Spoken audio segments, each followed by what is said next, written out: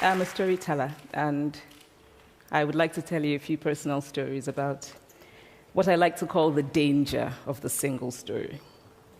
I grew up on a university campus in eastern Nigeria. My mother says that I started reading at the age of 2, although I think 4 is probably close to the truth. So I was an early reader, and what I read were British and American children's books. I was also an early writer. And when I began to write at about the age of 7, stories in pencil with crayon illustrations that my poor mother was obligated to read, I wrote exactly the kinds of stories I was reading. All my characters were white and blue-eyed. They played in the snow. They ate apples. And they talked a lot about the weather, how lovely it was that the sun had come out. Now, this despite the fact that I lived in Nigeria. I had never been outside Nigeria. We didn't have snow. We ate mangoes. And we never talked about the weather because there was no need to. My characters also drank a lot of ginger beer because the characters in the British books I read drank ginger beer.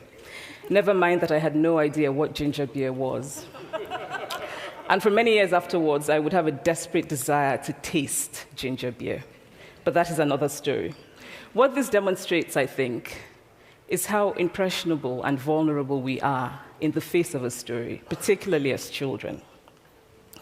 Because all I had read were books in which characters were foreign, I had become convinced that books, by their very nature, had to have foreigners in them and had to be about things with which I could not personally identify. Now, things changed when I discovered African books. There weren't many of them available, and they weren't quite as easy to find as the foreign books. But because of writers like Chinua Achebe and Kamara Laye, I went through a mental shift in my perception of literature. I realized that people like me, girls with skin the color of chocolate, whose kinky hair could not form ponytails, could also exist in literature. I started to write about things I recognized. Now, I loved those American and British books I read. They stirred my imagination. They opened up new worlds for me. But the unintended consequence was that I did not know that people like me could exist in literature. So what the discovery of African writers did for me was this. It saved me from having a single story of what books are. I come from a conventional middle-class Nigerian family. My father was a professor. My mother was an administrator.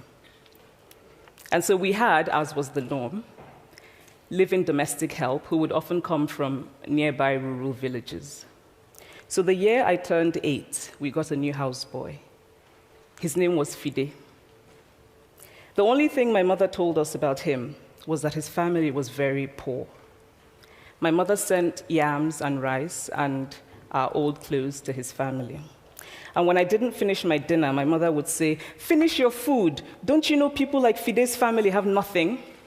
So I felt enormous pity for Fide's family. Then one Saturday, we went to his village to visit. And his mother showed us a beautifully patterned basket made of dyed raffia that his brother had made. I was startled. It had not occurred to me that anybody in his family could actually make something.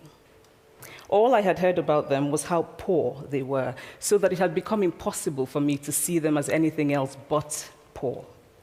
Their poverty was my single story of them. Years later, I thought about this when I left Nigeria to go to university in the United States. I was 19. My American roommate was shocked by me. She asked where I had learned to speak English so well and was confused when I said that Nigeria happened to have English as its official language. She asked if she could listen to what she called my tribal music and was consequently very disappointed when I produced my tape of Mariah Carey. She assumed that I did not know how to use a stove. What struck me was this. She had felt sorry for me even before she saw me. Her default position toward me, as an African, was a kind of patronizing, well-meaning pity.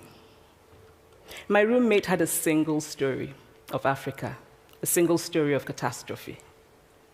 In this single story, there was no possibility of Africans being similar to her in any way, no possibility of feelings more complex than pity, no possibility of a connection as human equals.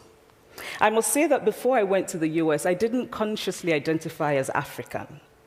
But in the US, whenever Africa came up, people turned to me, never mind that I knew nothing about places like Namibia. But I did come to embrace this new identity, and in many ways, I think of myself now as African, although I still get quite irritable when Africa is referred to as a country, the most recent example being my otherwise wonderful flight from Lagos 2 days ago, in which there was an announcement on the Virgin flight about their charity walk in India, Africa, and other countries.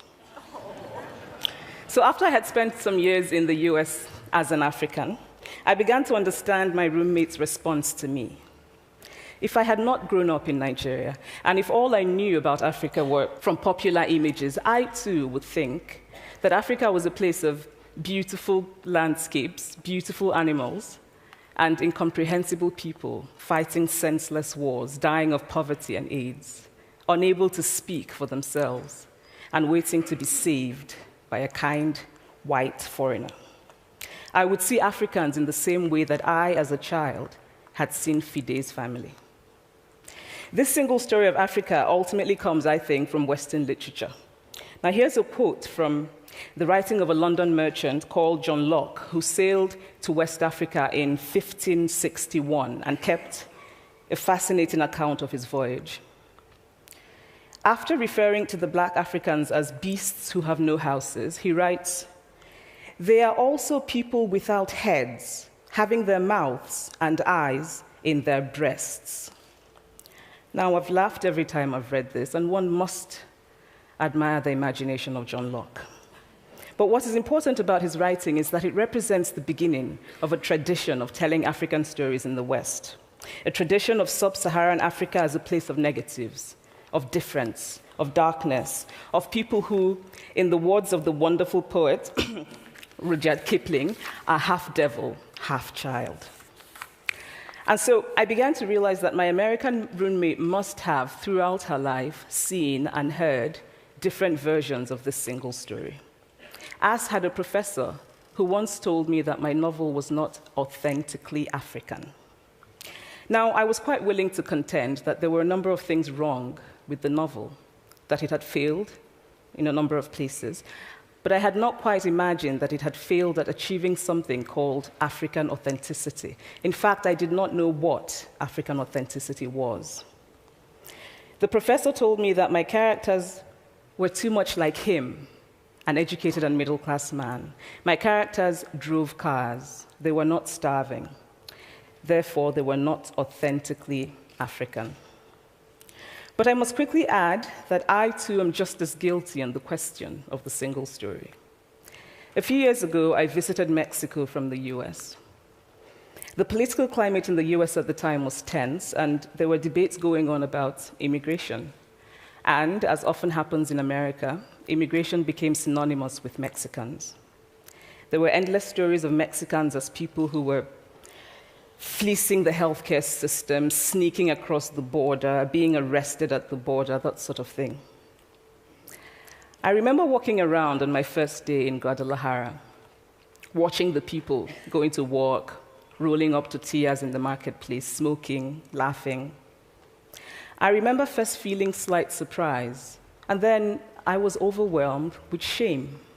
I realized that I had been so immersed in the media coverage of Mexicans that they had become one thing in my mind, the abject immigrant. I had bought into the single story of Mexicans, and I could not have been more ashamed of myself. So that is how to create a single story. Show a people as one thing, as only one thing, over and over again, and that is what they become.